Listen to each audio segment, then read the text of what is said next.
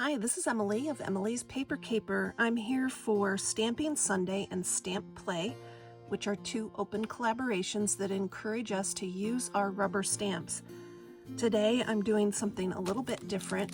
I am helping some young crafters get started with some stamping supplies. So my channel mascots helped me put together a beginner kit for them. Sir Scraps-a-Lot and Pixie Parchment had a lot of fun doing this. It was really a joy to find supplies to share with these young crafters.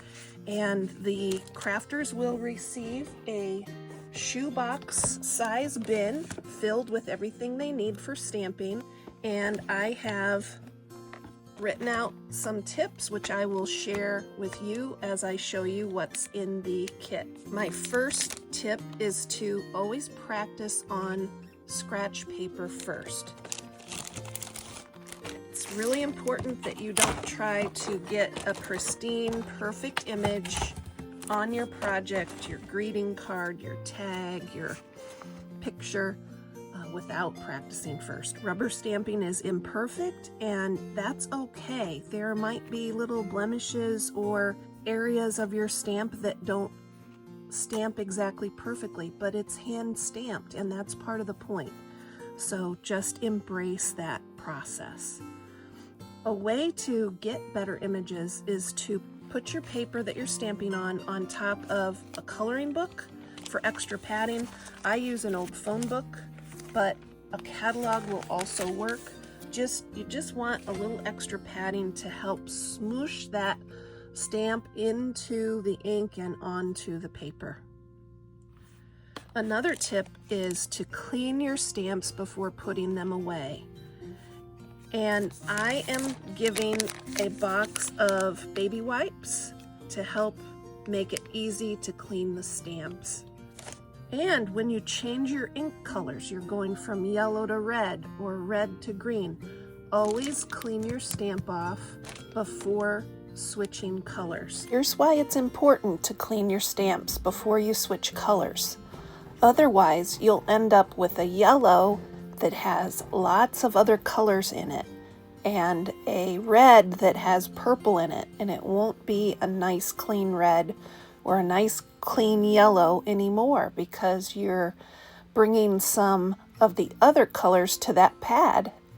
So be careful and remember to clean your stamps when you're changing ink colors. Speaking of colors, I found a very affordable set of 16 colors on Amazon. These are for fabric wooden paper, and they're supposed to be for kids, okay for fingers, and easy cleanup. And I tested these 16 colors. The only one I did not stamp was white because I was stamping on white paper, and I used this flower stamp. I just wanted to make sure that the stamp pads would work well, and I wanted to see what the colors were. So they're all here, and I wanted to see how the ink would work with a more detailed stamp. So I stamped this doll because she has a lot of detail, and it worked very well. So I think that this will be a good way to give lots of colors and color options for new stampers.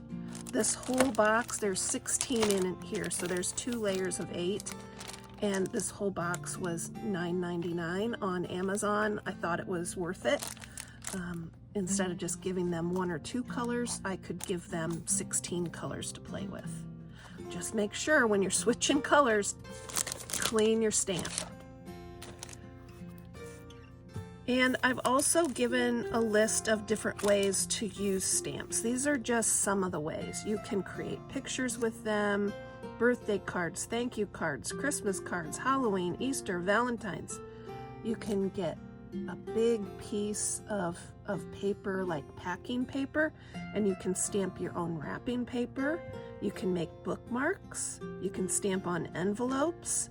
You can make your own movie tickets and decorations. Sometimes when there's an at-home movie night, it's nice to make the movie tickets and pretend that you're going to the actual movies, and so there are some stamps in here special for that.